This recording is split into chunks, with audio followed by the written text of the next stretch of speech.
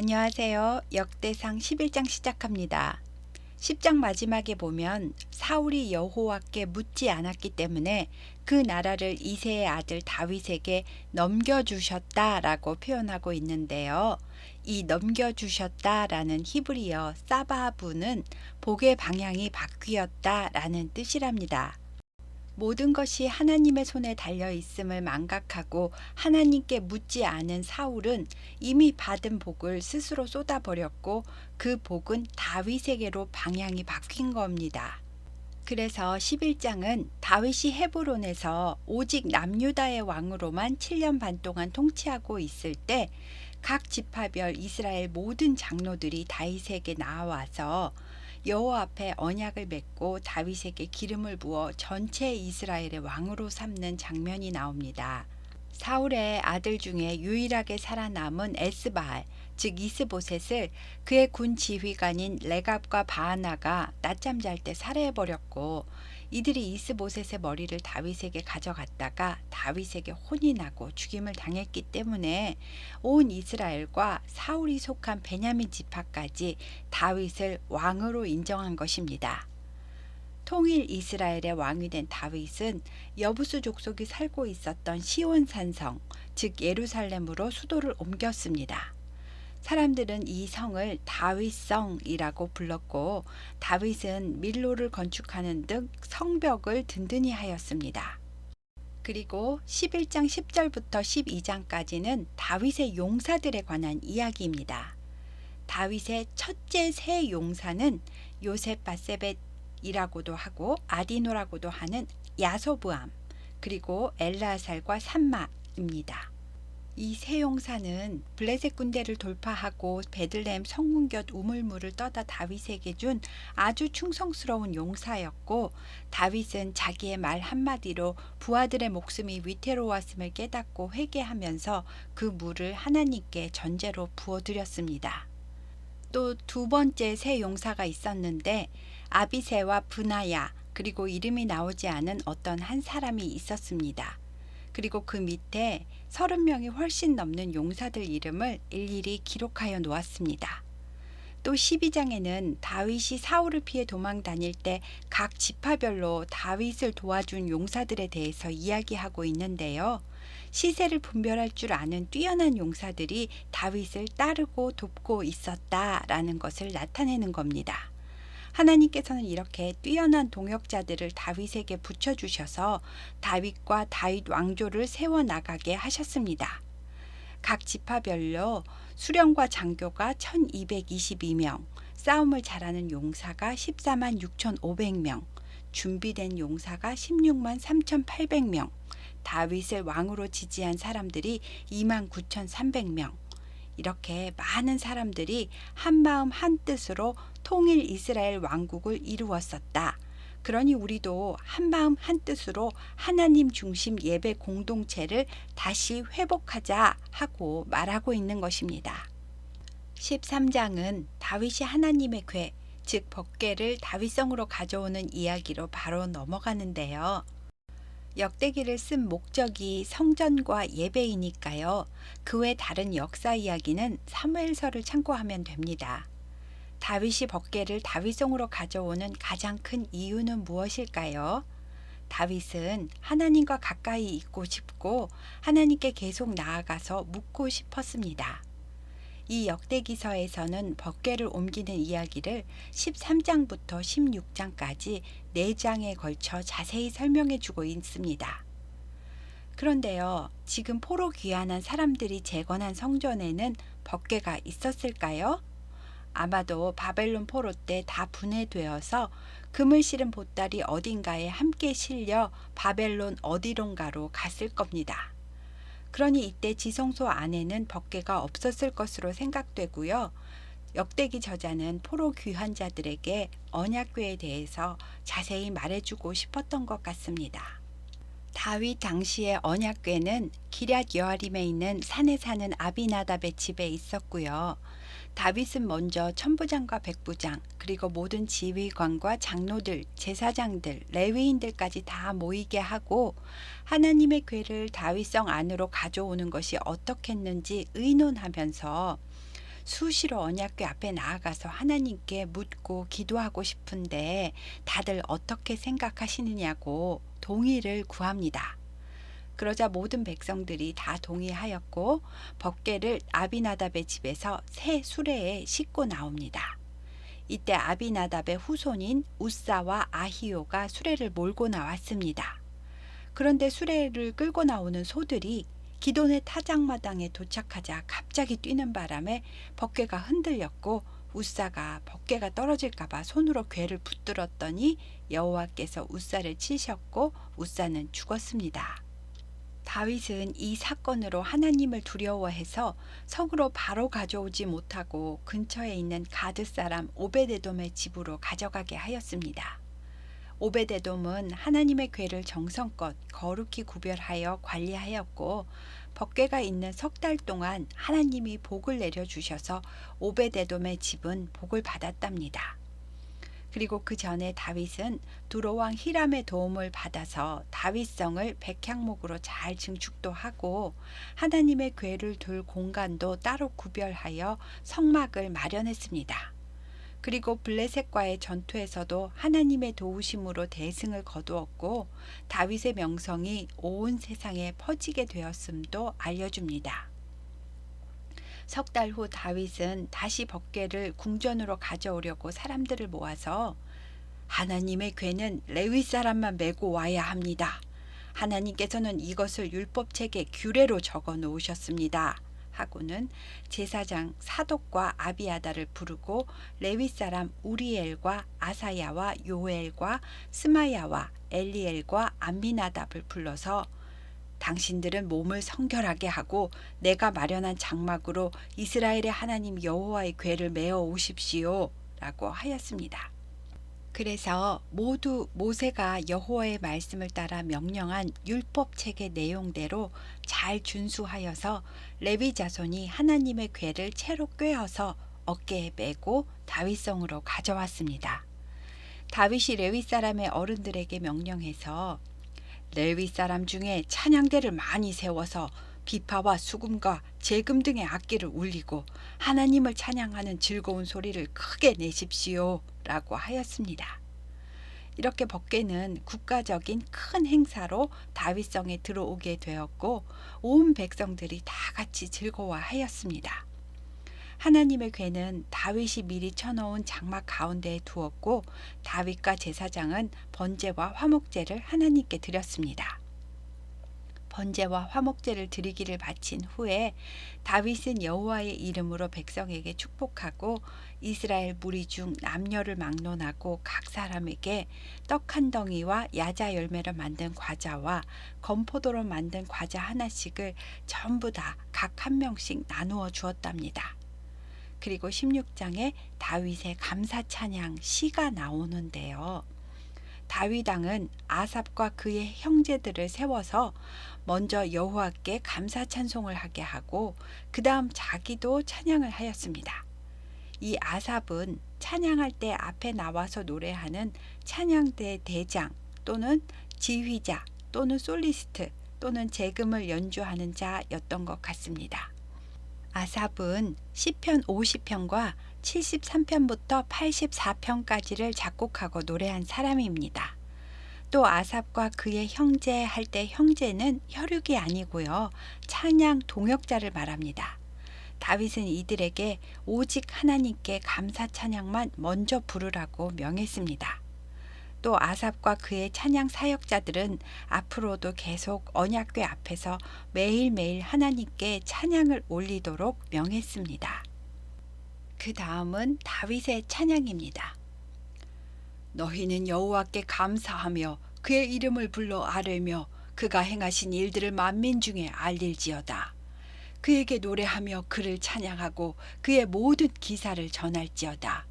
그의 성호를 자랑하라. 여호와를 구하는 자마다 마음이 즐거울지로다. 여호와와 그의 능력을 구할지어다. 항상 그의 얼굴을 찾을지어다. 그의 종 이스라엘의 후손 곧 택하신 야곱의 자손 너희는 그의 행하신 기사와 그의 이적과 그의 입의 법도를 기억할지어다. 그는 여호와 우리 하나님이시라. 그의 법도가 온 땅에 있도다.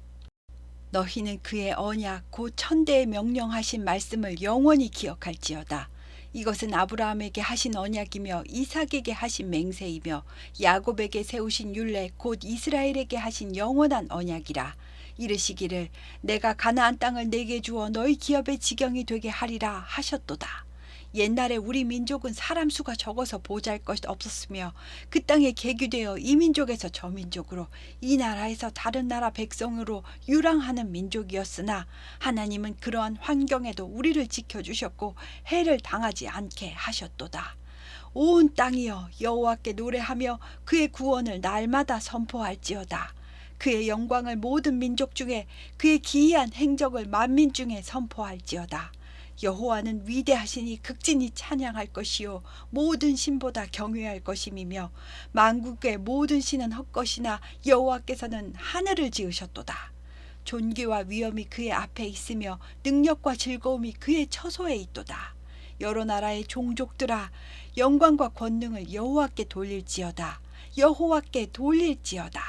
여호와의 이름에 합당한 영광을 그에게 돌릴지어다. 재물을 들고 그 앞에 들어갈지어다.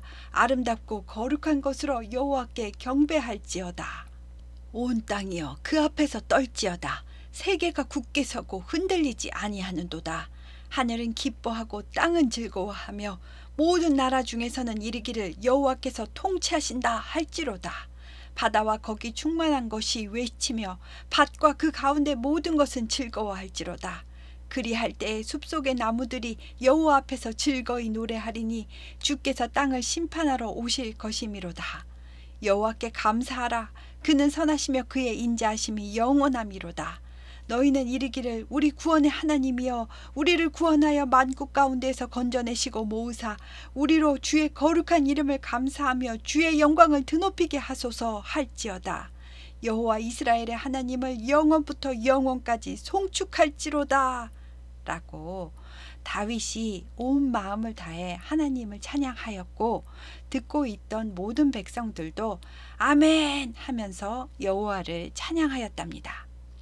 아마도 포로 귀환자들은 이 이야기를 들으면서 그날의 영광을 마음속에 그려볼 수 있었을 겁니다. 그리고 그 당시에는 모세 시대에 만들었던 성막 껍데기가 기브온 산당에 있었는데요. 여기도 성막이니까 제사를 드렸었고 기브온 성막이라고 불렀었습니다. 그래서 다윗은 이 기브온 성막도 제사장 사독을 세워서 지키게 하였고요. 예루살렘 성 안에 언약궤가 있는 성막도 제사장 아비아다를 세워서 지키게 하였답니다. 이렇게 하나님 중심 예배 중심으로 나라를 치리하던 어느 날 다윗은 선지자 나단에게 나는 백향목궁에 사는데 여호와의 언약궤는 휘장 아래에 텐트에 모신 것이 너무 죄송한 마음이 듭니다. 선지자님, 제가 하나님의 성전을 건축하면 어떻겠습니까? 하고 물었습니다. 나단은 좋은 생각이니 왕이 원하는 대로 하라고 대답했지만 그날 밤에 하나님은 나단에게 나단아, 다윗에게 가서 성전을 건축하지 말라고 하여라. 나는 모세 때부터 장막에 거하였지만 성전을 지으라고는 하지 않았었다. 그러나 나단아, 너는 다윗에게 가서 내가 다윗의 이름을 존귀하게 해줄 것이라 말하여라. 내가 내 백성 이스라엘을 한 곳에 심고 더 이상 나라가 옮겨지지 않으며 다윗을 위하여 하나의 왕조를 세울 것이다. 다윗의 생명이 다하여 죽게 되면 내가 다윗의 씨 곧 다윗의 아들 중 하나를 세우고 그 나라를 견고하게 할 것이고 그가 나를 위하여 성전을 건축할 것이다. 그리고 나는 그의 왕위를 영원히 견고하게 할 것이다. 나는 그의 아버지가 되고 그는 나의 아들이 되리니 나의 인자를 그에게서 빼앗지 아니하기를 내가 전에 있던 자 사울에게서 빼앗음과 같이 하지 아니할 것이며 내가 영원히 그를 내 집과 내 나라에 세울 것이다. 또 그의 왕위가 영원히 견고하리라 라고 말씀하셨습니다. 나단은 이 모든 말씀과 이 모든 계시대로 다윗에게 가서 전했습니다. 다윗은 나단의 말을 듣고 언약궤가 있는 성막에 들어가 앉아서 하나님께 기도합니다.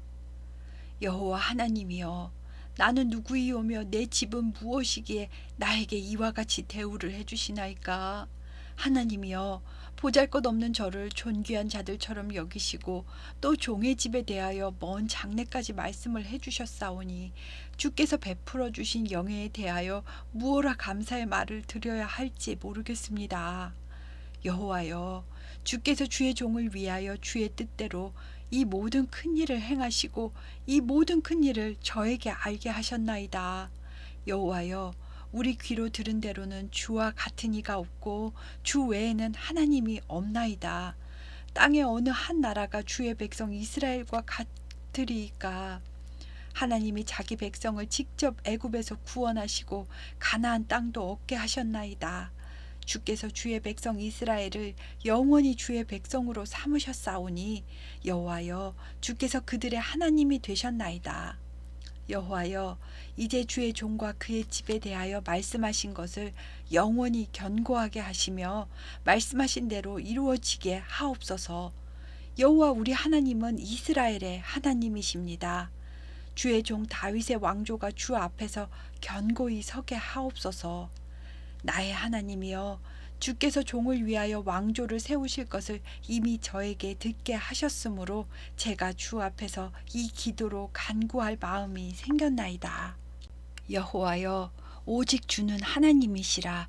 주께서 이 좋은 것으로 주의 종에게 허락하시고 이제 주께서 종의 왕조의 복을 주사 주 앞에 영원히 두시기를 기뻐하시나이다. 여호와여, 주께서 복을 주셨사오니 이 복을 영원히 누릴 것입니다. 라고 감사 기도를 올렸습니다. 그리고 18장에는 다윗이 전쟁에서 이긴 승전의 기록들입니다. 블레셋 지역도 정복하고 모압도 정복하고 다메섹 아람 지역도 정복하였습니다. 또 아말렉과 에돔과 암몬 지역도 정복하고 정복한 나라들에게서 조공을 받으니 나라 살림은 점점 더 부강해져 갔습니다. 다윗은 온 이스라엘을 정의와 공의로 잘 다스렸다고 합니다. 다윗의 누나 스루야의 아들 요압은 군대 사령관이 되고 아힐룻의 아들 여호사밧은 행정장관이 되고 아히두베의 아들 사독과 아비아달의 아들 아비멜렉은 제사장이 되고 사워사는 서기관이 되고 여호야다의 아들 브나야는 그렛 사람과 블렛 사람들을 다스리고 다윗의 아들들은 왕을 모시는 사람들의 우두머리가 되었답니다. 19장은 암몬 자손의 왕 나하스가 죽고 그의 아들 한운이 대신하여 왕이 되었을 때 다윗이 나하스와의 좋은 친분을 생각해서 암몬으로 나하스의 죽음을 애도하는 사절단을 보낸 이야기입니다. 이 다윗의 조문 사절단을 정탐꾼이라고 생각한 암몬의 왕 한운과 신복들은 조문 사절단의 수염을 깎고 옷을 볼기 중간까지 자르고 돌려보냈습니다. 이렇게 수치를 당한 사절단은 도저히 그 모습으로 예루살렘에 들어갈 수가 없어서 여리고에서 사람을 보내 다윗에게 알렸고 다윗은 수염이 다 자랄 때까지 여리고에 머물다가 돌아오도록 하였습니다. 암몬 자손은 자기가 다윗에게 밉게 보인 줄을 알고 은 1000달란트를 아람의 나하라임과 아람 마아가와 소바에 보내서 곧 병거 32,000대와 마아가 왕과 그의 군대를 샀습니다. 이 소식을 들은 다윗은 자신의 용사들을 내보냈고 다윗의 군사들은 대승을 거두었습니다. 그리고 그 후로 아람 사람은 암몬 사람을 도우려고 하지 않았답니다. 다음에 봄이 되어 전쟁할 계절이 되자 다윗의 군대 장관 요압은 군사를 이끌고 암몬의 랍바성을 점령합니다. 다윗은 예루살렘에 있다가 나중에 랍바로 가서 암몬 왕 한운의 머리에서 왕관을 빼앗아 자기 머리에 썼고 보석이 박힌 그 왕관의 무게는 금 1달란트나 되었답니다. 또 여러 가지 값진 물건들을 예루살렘으로 가져왔고 암몬 사람들을 포로로 데려다가 톱질과 돌서래질 등 역군으로 일을 시켰답니다. 이렇게 다윗과 이스라엘을 대적하는 자들은 응징을 받았고 다윗의 나라는 점점 더 강성해져 갔다는 것입니다. 그리고 다윗의 용사들은 블레셋의 거인족 용사들도 다 쳐 죽였을 만큼 용맹스러운 사람들이었다라는 이야기로 20장까지 마치고 있습니다. 이렇게 다윗 왕의 이야기 중 법궤 운반과 예배 그리고 찬양의 중심을 맞추고, 그랬더니 다윗은 온 주변국들을 제압하고 조공을 받으며 나라가 점점 강성하고 부강해졌다. 그리고 대적자가 없었다 라고 말하고 있습니다. 밧세바 간음이나 압살롬의 반역 같은 사건들은 역대기에는 나오지 않습니다. 포로 귀환한 세대들에게 다윗의 나쁜 이야기는 일부러 숨기려고 한 것이 아니고요. 역대기를 쓴 목적, 즉 성전과 예배 중심의 주제에서 벗어난 내용이라서 쓰지 않은 것입니다. 11장부터 20장까지는 다윗이 왕이 된 후에도 하나님을 잘 경외했고, 법궤도 성 안에 들여와서 매일 하나님께 나가서 기도도 했고, 예루살렘 장막 성전뿐 아니라 기브온에 있는 장막 성전도 각각 제사장과 레위인들을 세워서 잘 관리하고 예배를 드리도록 했어. 그리고 다윗이 제대로 된 성전을 짓고 싶다고 했지만 하나님은 다윗의 아들이 성전을 지을 거라고 하시면서 다윗의 왕위가 영원히 이어질 거라고 축복의 언약을 해주셨어.